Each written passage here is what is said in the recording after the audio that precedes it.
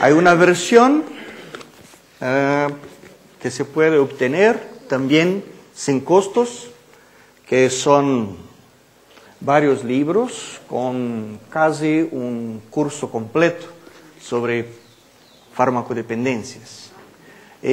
Uno de los libros es solamente sobre intervenciones breves. Ese es un proyecto de la Secretaría Nacional Antidrogas y la persona responsable por ese proyecto es mi colega, la profesora María Lucia Formigoni. Ellos tienen esos vídeos, son 4 vídeos, solamente el primer caso, que es un caso de alcoholismo, los otros son de pacientes con problemas con marihuana, cocaína, son otros casos.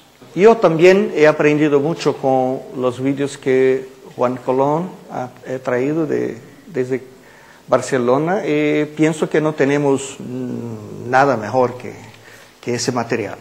Estamos intentando hacer, sí, algunos vídeos con profesionales de salud actuando en la comunidad, porque en nuestro modelo trabajamos mucho con los agentes de salud, agentes comunitarios de salud. Hay en nuestro modelo una participación muy estrecha entre el agente de salud comunitaria, agente comunitario de salud, otra alternativa, el médico, la enfermera, o sea, todo el equipo de salud de familia. Muchas veces quien hace el rastreo no es el mismo que hace la orientación, el mismo que hace una consejería. Mas en todos los casos, para nosotros es muy importante reconocer que las habilidades de un profesional, no creemos, nos parece una tarea muy difícil garantizar que todos los profesionales tengan la calidad, la capacidad de hacer una comunicación ideal. Tenemos que trabajar con el mundo real. Por eso también nuestra opción es trabajar dando una énfasis muy grande cómo los profesionales tienen que trabajar con el folleto de orientaciones. Creo que todos ustedes ya conocen el manual de la OMS de las intervenciones breves y probablemente ya conocen también la propuesta de la OMS de un folleto para el paciente. Ya conocen, ya tienen. No hablo del ALDIT solamente, hablo del ALDIT y también de los paneles con figuras que, con las cuales el profesional de salud tiene también cómo manejar la orientación. ¿Conocen o no? ¿Sí? ¿Dónde está? Sí. Es un formato distinto, es un formato DIN A4. No, a ver. Sí. ¿Todos lo conocen? ¿No? Sí.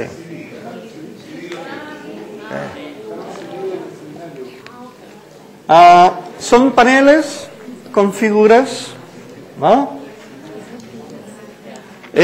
Lo utilizamos para... Sí. Son 6 paneles con figuras. Eso es un componente importante para se trabajar. Piensen muy bien que estamos hablando de profesionales no especialistas. Son ayudantes de enfermera, son agentes de salud comunitaria que no tienen ninguna formación y no tienen ningún trabajo previo con farmacodependencia. Bueno, el primer paso, ustedes ya tienen el audit, por favor. El primer paso de una entrevista de intervención breve se da con la aplicación del audit. Y para nosotros es un paso importantísimo. ¿Por qué? Para el suceso de la intervención breve, es necesario que el paciente conozca muy bien su posición de riesgo. Es como cuando tenemos fiebre. ¿Cómo puedo saber si la fiebre que yo tengo es una fiebre que necesito de una aspirina? ¿Cuándo se necesita de una aspirina cuando uno tiene fiebre? ¿Cuándo? Cuando la fiebre es de 37,5, 38, ¿cuándo? ¿Cuándo se empieza con una aspirina? ¿Cómo? 38, ¿no? Con 38, ok. Menos que eso, ya no es tan necesario. Entonces, yo tengo que tener una mensuración de mi riesgo. Yo tengo que conocer. Y para eso que se utiliza el audit. El audit no es solamente un instrumento para que tengamos las tasas de prevalencia de los bebedores de riesgo. El puntaje del audit es el primer paso de la intervención. Es la manera por la cual el paciente se vuelve consciente de su posición de riesgo. Si yo encuentro que mi puntaje es de 5, ¿dónde estoy en comparación con todas las otras personas? Sí. Vamos un poco al frente. Más al frente, por favor. Más al frente. Acá. Sí, la pirámide. En la pirámide. Sí. En el manual de la OMS tenemos el panel número 2, que es una pirámide. Que en Brasil hemos cambiado un poco la pirámide porque los números no son los mismos. Tampoco utilizamos los 4 niveles de la pirámide, utilizamos solamente 3.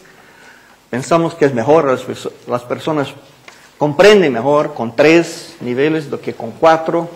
Mas vamos a hablar acá de los 4 niveles de la pirámide del panel 2 del manual de la OMS. Si un paciente tiene su puntaje y ahora le hablo que con su puntaje o le pido para ver en el panel dónde se encuentra acá. Eso no es tan difícil para un agente de salud comunitaria. ¿Eh? Sí, mire, le pido para responder el audit. Tú me devuelves el audit y yo le pregunto, ¿cuánto fue su puntaje? ¿Ya lo sabes? ¿Puedes me decir cuánto fue? No, por favor. No lo digas. No habla. Sí.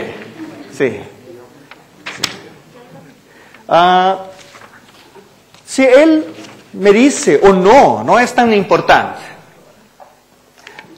Su puntaje puede permanecer anónima también. No lo necesito. El paciente tiene la libertad de me informar cuánto fue su puntaje o no. Si no quiere, no necesito. Pero que él necesita saber que con su puntaje él mismo puede reconocer su posición en la pirámide de la población, la pirámide poblacional.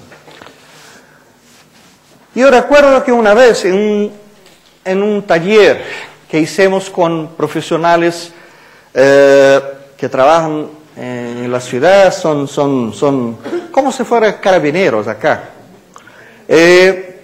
Hablábamos en un taller de prevención para los carabineros de la ciudad. Uno de ellos, aquello que estaba más lejos de la platea, se rió y habló. Esto todo es una tontería. No es verdad lo que hablan. Sí. Ustedes hablan que solamente 20% o 35% de las personas tienen problemas. No es verdad. Todos la tienen. Todos mis amigos tienen el problema. Sí, de cierto. ¿Con quién tú andas? Sí. Porque la percepción de él era que toda la población tenía el mismo patrón de beber que él. Es una cosa muy curiosa, como para muchos pacientes se vuelve una cuestión, una sorpresa, saber que su patrón de beber no es lo mismo que de las demás personas. Y es para eso que hay la pirámide, para facilitar al paciente reconocer su posición en la población. ¿O qué hay en eso de tan misterioso? Se necesita una técnica tan compleja para reconocer eso. Es solamente saber su puntaje y su posición. Y con eso lo que ganamos. Ganamos que el paciente en un segundo tiene que se confrontar consigo mismo y saber, ¿estoy haciendo lo que la mayoría de la población hace o no? Para muchas personas, la idea de control social es también la idea de igualdad. Si uno dice, yo hago lo mismo que todos los demás, me parece que sí, parece que yo hago lo que todos hacen, mas no es verdad. Con su puntaje, el paciente puede saber dónde está en la pirámide. Solamente la pirámide, solamente ver la pirámide. Y viendo la pirámide, él mismo se da cuenta de que muchas veces él se encuentra en la punta, en el cumbre de la pirámide. ¿Y lo que significa eso? El cumbre de la pirámide significa que él se encuentra en la posición de mayor riesgo. La posición donde muy probablemente él ya tiene una dependencia o ya tiene un uso perjudicial. Tú siquiera necesitas de hablar eso. Él mismo ve en el panel. En el próximo, por favor. El agente comunitario de salud, en el próximo paso, si el paciente lo necesita, si el paciente lo permite, hablar de eso. Sí. ¿Desea saber un poco más de eso? ¿Desea saber lo que significa estar en la cumbre de la pirámide? Entonces yo puedo hablar. ¿Cuáles son las consecuencias de su posición en la pirámide? ¿Cuáles son las consecuencias más probables de mi posición en la pirámide? Es para eso que hay el panel. ¿Cuál es el número del panel? Número 3. Número 3 en el manual de la OMS. Es un panel muy interesante.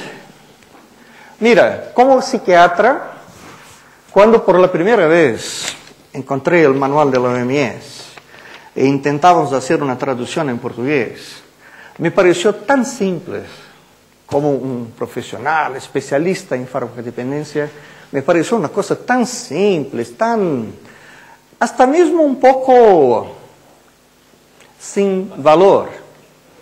¿Sí? Mas es para nuestros profesionales de salud en atención primaria, los agentes comunitarios de salud, y mismo para los pacientes, para sorpresa de nosotros, es el panel que las personas más les gustan ver y hacer preguntas. ¿Para qué utilizamos esto? Para acentuar la percepción del riesgo. La percepción del riesgo es más importante cuando uno se da cuenta de la proximidad del riesgo. No solamente la proximidad del riesgo, pero que también de su capacidad de control sobre el riesgo. Muchas veces utilizamos el siguiente ejemplo. Si uno va a atravesar una carretera y mira a un lado, a otro, viene un camión, se habla camión muy grande, pesado, y viene. ¿Vas a atravesar o no? Si ves el camión. ¿Cómo decides si vas a atravesar o no? Si el camión está muy lejos, si está muy lejos, no hay problema, es muy fácil. Si está muy próximo, no. Entonces la proximidad del riesgo, la percepción de proximidad es un factor muy importante. Mas, ¿quién da la percepción de proximidad? Es el propio paciente. ¿Sí? Porque aquello que yo como profesional pienso que es lo más importante para el paciente puede no ser lo más importante. Él mismo tiene que escoger. Muchas veces son problemas físicos, otras veces son problemas sociales. Él tiene que tener también una percepción si tiene o no control. Muchas veces los pacientes piensan para los problemas sociales que tienen control. Sí, no voy a perder mi trabajo, mi posición de trabajo. No voy a perder mi mujer, mis hijos. No voy. Mas, ¿y cuanto al dolor de cabeza, la insomnia, la memoria, los blackouts después de una... Blackouts, todos conocen, ¿eh? Apagón de la memoria. Sí, es posible tener control sobre eso. Es posible tener control si mi hígado ya tiene mucha gordura o no, mucha grasa o no. Es posible tener control sobre eso. Para muchos pacientes, por increíble que parezca para nosotros, yo hablo de profesionales de salud mental, para ellos perciben que es más difícil tener control sobre problemas físicos. Ellos creen que tienen más control sobre problemas sociais e familiares. O primeiro caso é o de um homem com 60 anos, casado, aposentado, com uso abusivo de álcool. Pense na história dele quando for avaliar pacientes com perfil parecido.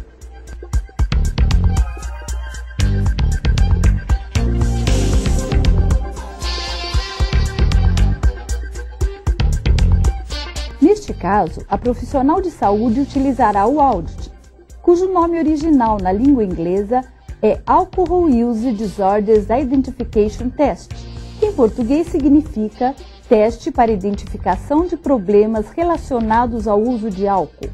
Este é um instrumento simples, de fácil utilização, composto por 10 questões, que correspondem aos principais critérios diagnósticos da Classificação Internacional das Doenças na sua 10ª edição, a CID-10. Ele pode ser utilizado tanto em forma de entrevista ou respondido sozinho pelo próprio paciente. Sua aplicação pode levar entre 2 e 4 minutos. Ele permite detectar diferentes níveis de problemas associados a diferentes padrões de uso de álcool. Com licença, bom dia. Bom dia. Qual o seu nome? É Carlos. Carlos, meu nome é Melina, tudo bem? Tudo bem. Eu sou assistente social e trabalho aqui nesse posto de saúde. Nós estamos realizando um trabalho sobre o uso de álcool com a população. Eu queria te fazer um convite para participar, responder um questionário. Com isso, você vai estar nos ajudando a desenvolver melhores programas de saúde. E eu vou também conhecer seu uso de álcool, saber se existe algum problema, fazer uma orientação breve, se for necessário, se você quiser. Isso também vai ajudar outras pessoas. Você aceita participar? Eu não sei, vai demorar muito? Não, é rapidinho e a gente vai fazer nessa sala ao lado aqui porque é isolado, é confidencial. Vamos lá? Então, vamos. Carlos, em primeiro lugar, eu queria agradecer sua participação. Para a gente é muito importante, tá? Tudo bem. Para avaliar sua saúde, eu preciso conhecer o modo como você usa a bebida alcoólica, se você já tem algum problema. Então eu peço sua ajuda para falar sobre esse assunto. Assim você me ajuda a avaliar melhor e prevenir possíveis problemas de saúde. Tá? Lembrando que esse trabalho é confidencial, o que a gente conversar aqui vai ser mantido em sigilo, tá bom? Então vamos lá. Com que frequência você toma bebidas alcoólicas? Acho que quase todos os dias, umas 5 vezes por semana. Nas ocasiões em que bebe, quantas doses você consome tipicamente ao beber?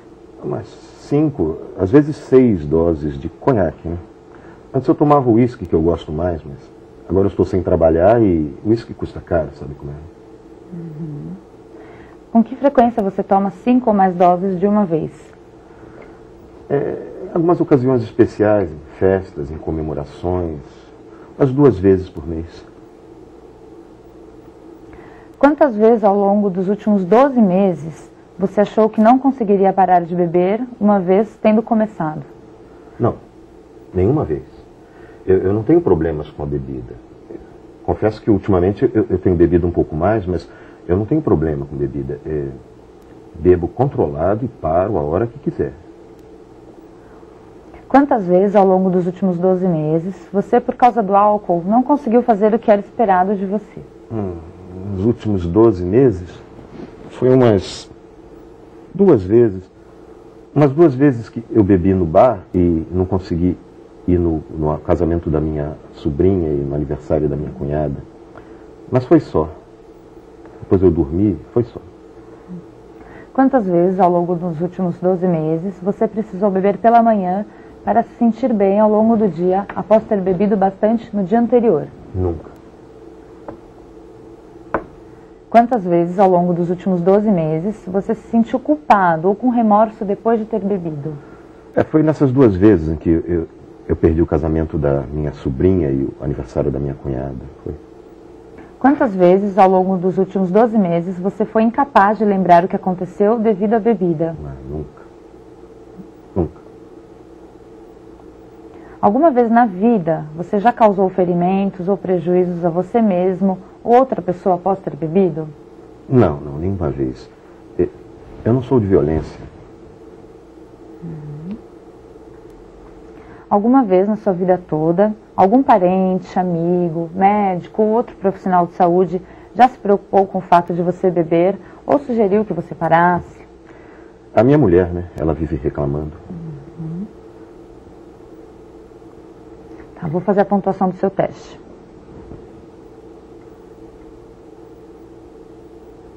Você quer ver o resultado? Quero sim, eu quero. Olha, existem 3 tipos de resultado. O primeiro é quando a pontuação é muito baixa, ou seja, a pessoa não faz uso de bebidas ou esse uso é de baixo risco. Tem um segundo tipo de resultado, que é quando a pontuação sugere um uso de risco ou uso nocivo. O que isso significa? Se a pessoa continuar bebendo do jeito que ela bebe, ela pode ter prejuízo para a saúde, ela ainda não é dependente, mas pode se tornar. E o terceiro resultado é uma pontuação alta, aí já sugere uma dependência. Nesse caso, a gente precisa encaminhar a pessoa para fazer um tratamento mais intensivo. Em qual resultado você acha que se encaixa? Acho que no primeiro, do que não tem problema, é de baixo risco. Né? Carlos, não foi bem assim. Seu resultado foi 14 pontos, olha aqui na folha. Esse resultado, Carlos, é de uso nocivo, uso de risco. O que isso quer dizer? Se você continuar usando da maneira como você está usando bebida, você pode ter problema de saúde, problemas sociais, problema no relacionamento com outras pessoas, se é que você já não tem. Com o passar do tempo, esse uso pode te levar a uma dependência de bebida alcoólica. Você não imaginava esse tipo de resultado? Não, porque eu sempre bebi que nem todos os meus amigos, sabe? Gosto de beber com os amigos, de me divertir, de relaxar. E sempre bebi me controlando. Né? Nunca fui de cair na rua, de ficar dando vexame, de passar da quantidade. E sempre cumpri com as minhas obrigações. Trabalhei, sustentei a minha família, paguei as minhas contas todas em dia e paguei o estudo dos meus filhos. Certo que de uns tempos para cá eu tenho exagerado um pouquinho mais, eu tenho bebido um pouco mais. É que eu não estou trabalhando e eu acabo bebendo alguns dias da semana e não só nos fins de semana como era antes. Também posso ter aumentado um pouco a quantidade, é que a gente se acostuma com a bebida, sabe? Mas eu sou forte para a bebida. Também posso ter algum problema, mas eu nunca fui bêbado. Eu não sou um bêbado, eu não sou alcoólatra. Veja, Carlos, eu não estou dizendo que você é um dependente. Eu estou aqui para te avaliar e te orientar se você quiser. Eu sou uma profissional de saúde, como tal, tenho a obrigação de mostrar como você está bebendo e se isso traz algum risco para você. Apesar do consumo e da venda de álcool serem permitidos por lei, o álcool é uma droga e em excesso traz prejuízo para a saúde. É claro, a responsabilidade pelo uso é sua, o organismo é seu, você cuida dele como puder. Eu respeito o seu momento se você não quiser falar sobre esse assunto agora, Mas se você quiser, a gente pode conversar um pouquinho mais. Tá, podemos conversar, sim. Pelo que você me contou, você aumentou o seu consumo de álcool agora, é recente. Você percebe se isso coincide com algum fato? Foi quando eu me aposentei. Antes eu trabalhava todos os dias, até às 19 horas, até de sábado eu trabalhava. Mas eu me aposentei. Na verdade, eu já tinha minha aposentadoria, mas eu continuava trabalhando porque eu gostava muito, porque eu me sentia útil. Mas aí a empresa queria renovar a equipe e nós fizemos um contrato, nós fizemos um acordo e eu fui mandado embora da empresa. No começo eu achei que tirava de letra que ia ser fácil, ia curtir minha aposentadoria, ia curtir a minha terceira idade, ia ter mais tempo. Mas não foi bem assim, não. Eu comecei a passar mal. Não aguentava ficar todo dia em casa sem ter o que fazer. Me sentia inútil. Acordava, lia o jornal e dormia. Então eu comecei a ir para o bar. Uns amigos, o bar fica aqui perto, uns amigos aposentados também. E comecei a beber mais. No começo era um pouquinho mais só, mas aí foi aumentando a dose, a quantidade, os dias. Também era a minha única diversão, não tinha outra coisa para fazer. Aí depois eu ia para casa e dormir. Minha mulher, no começo ela gostava, sabe que era bom que eu saísse, mas agora ela reclama o tempo todo e nós brigamos. Eu acho que eu estou com muitos problemas, viu? Muitos. Então, pelo que você está me dizendo, você começou a beber mais depois que se aposentou. Isso é comum acontecer com algumas pessoas que se aposentam. Antes você era ativo, tinha uma rotina de trabalho, trabalhava o dia inteiro. Aí de um dia para o outro isso muda, você começa a ficar em casa, sem ter o que fazer. Então parece que você está preenchendo o tempo que você ficava no trabalho, indo ao bar, bebendo com seus amigos, não é mesmo? O que você acha que pode acontecer se esse teu hábito de ir ao bar continuar? Acho que os meus problemas podem aumentar. Isso mesmo. E pelo que você falou, você tem aumentado a quantidade de bebida. Parece que você está ficando tolerante ao álcool. Você sabe o que é ficar tolerante em relação ao uso de álcool? Não. Então eu vou explicar. O organismo aos poucos ele vai se acostumando, vai ficando acostumado com a bebida. E para ter os mesmos efeitos que antes, ele precisa aumentar a quantidade. Só que para isso acontecer, precisa mudar o funcionamento normal dele.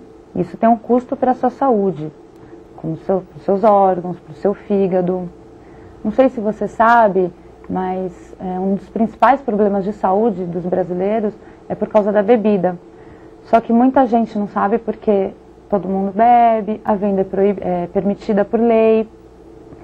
Então, dependendo da maneira e da forma como a pessoa bebe, pode trazer prejuízo sim. Pelo que você me respondeu, depois que você aumentou a quantidade de álcool, você perdeu alguns compromissos, porque estava sob efeito ou estava de ressaca. Você percebe isso como um problema? Percebo, sim. Você também me disse no corredor, antes de iniciarmos a entrevista, que você procurou um médico porque tinha dores no estômago. Você já pensou que isso pode ser um problema por causa do álcool? Será? Pode ser sim. Alguns dos principais problemas causados pelo álcool são consequências de alterações na mucosa da boca, do intestino, do esôfago, do estômago. Isso pode causar algumas irritações, feridas, como gastrite, úlcera, câncer. Também tem alguns problemas, como pressão arterial alta, diminuição da memória, problemas no fígado. Você também corre risco de sofrer algum acidente de trânsito, porque o álcool ele é um depressor do sistema nervoso central. Então, o que pode acontecer? Ele pode atrapalhar a sua capacidade de raciocínio, concentração, coordenação motora, seus reflexos. Então, Carlos, conversa com o seu médico sobre essas dores de estômago que você sente, sobre o seu consumo de álcool. Outra coisa que pode melhorar, se você diminuir ou parar o seu consumo de bebidas, é seu relacionamento com a sua esposa. Você falou que ela não gosta que você beba e vocês acabam brigando. Eu não imaginava tantos problemas assim. Na verdade, eu nunca tinha parado para pensar sobre isso assim, sabe? Você acha que você pode diminuir ou parar o seu consumo de bebidas? Eu gostaria de diminuir, mas eu não sei se eu consigo. nesse momento da minha vida, eu tenho muitos problemas, eu não sei se eu vou conseguir. Nós podemos pensar em algumas coisas para te ajudar a diminuir o uso. Por exemplo, procure atividades que preencham seu dia, que você tenha prazer. O que você gosta de fazer? O que te dá prazer? Tem alguma coisa que você fazia antes, na época que você não bebia tanto, para se divertir, se distrair? Eu gosto de ouvir música.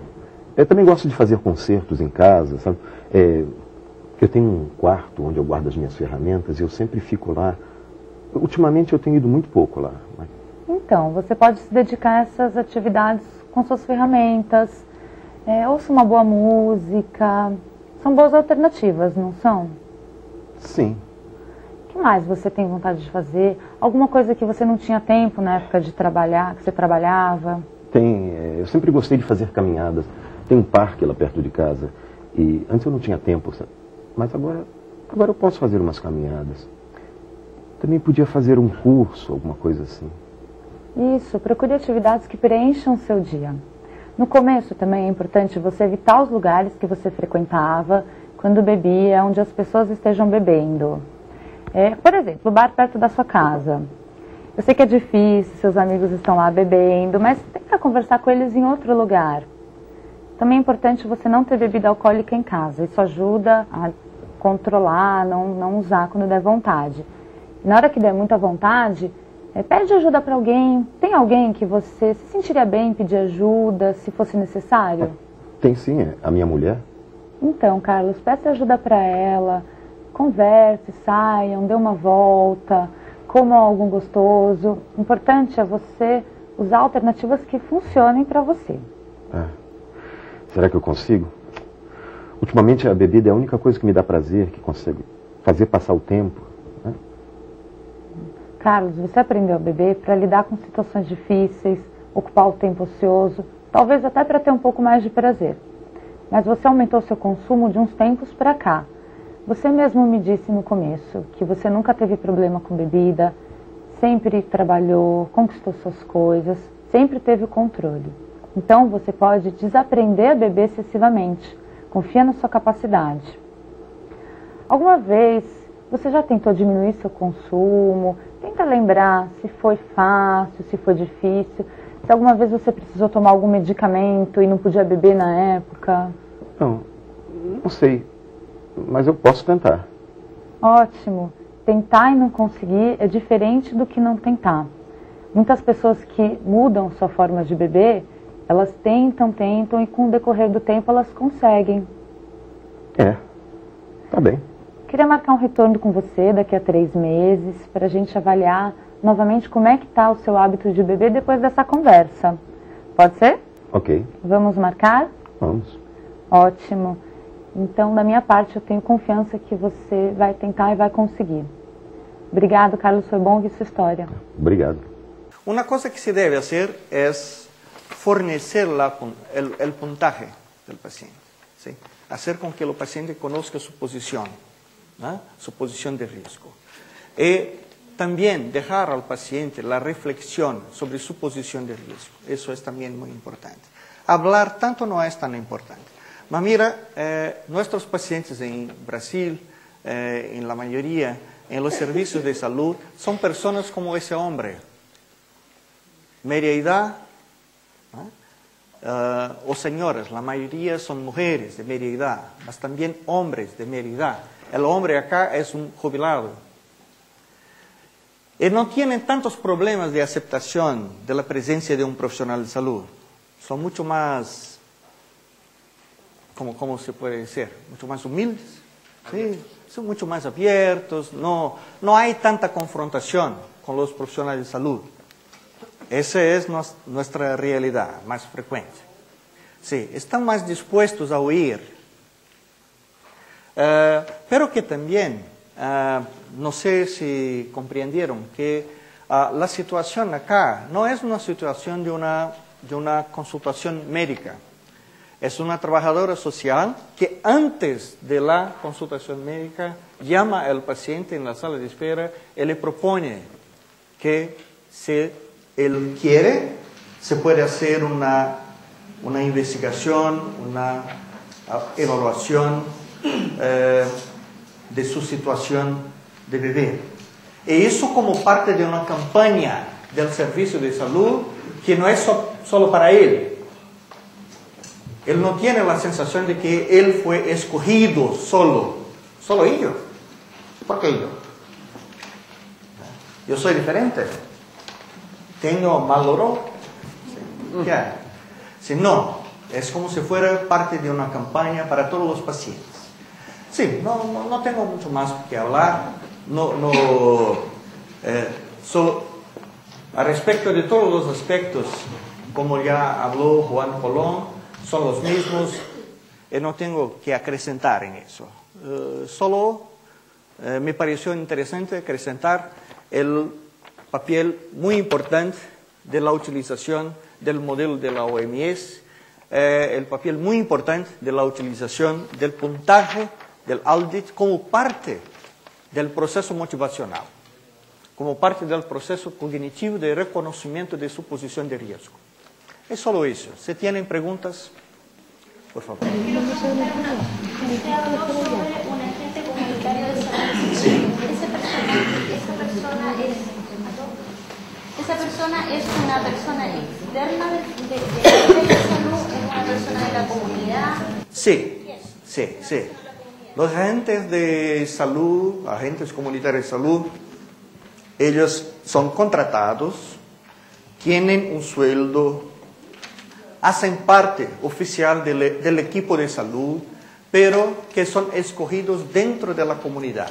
Son personas que viven en la comunidad, son vecinos y vecinas, que trabajan, que viven en la comunidad.